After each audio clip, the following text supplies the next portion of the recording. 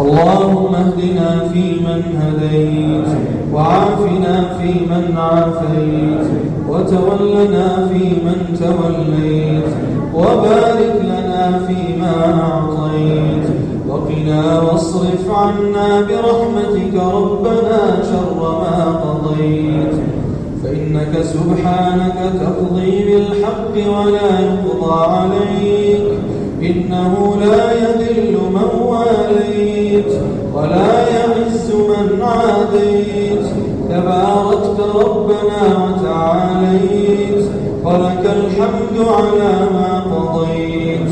نستغفرك اللهم من الذنوب والخطايا ونتوب إليك.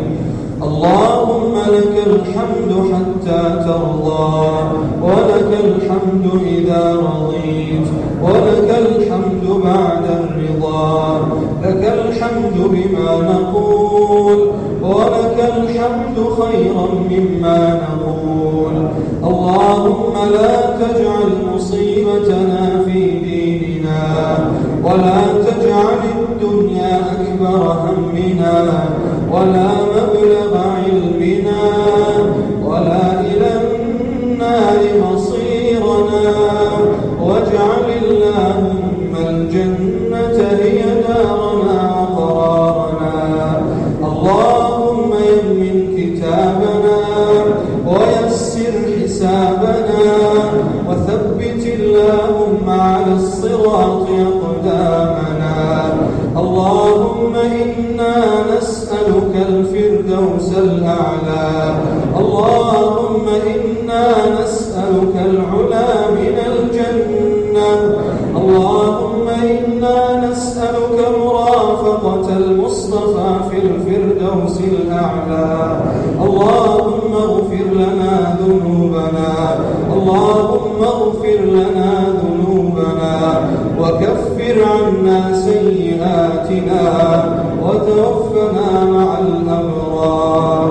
اللهم فرج هم المهمومين، ونفس يا ربنا كرب المكروبين، وفك السحر عن المسحورين، واشف مرضانا ومرضى المسلمين، وارحم موتانا وموتى المسلمين، وفك أسر المسلمين برحمتك وجودك وفضلك يا رب العالمين. اللهم لا تدع لنا ذنبا إلا غفرته، ولا هما إلا فرجته، ولا دينا إلا قضيته، ولا مريضا إلا شفيته، ولا مجاهدا في سبيلك إلا نصرته. اللهم انصر الإسلام وأعز المسلمين، اللهم أعز الإسلام والمسلمين، وأذل الشرك والمشركين، وأهلك أعداءك أعداء المسلمين. اللهم انصر إخواننا المسلمين في كل مكان، اللهم انصر المسلمين في ليبيا وسوريا، اللهم انصرهم نصرا من عندك يا رب العالمين.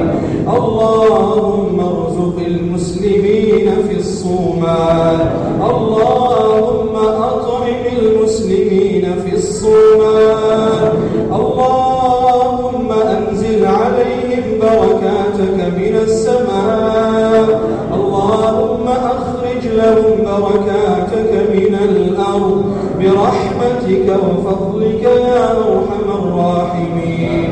اللهم إنهم جياع فأطعمهم، اللهم إنهم جياع فأطعمهم، عراة فاكسوهم، فقراء فأغنهم برحمتك يا رب العالمين. اللهم اكتب التفوق والنجاح لطلبتنا، اللهم انجحهم وساعدهم يا رب العالمين. وصل اللهم وسلم على نبينا وحبيبنا محمد وعلى آله وصحبه وصحبه والتابعين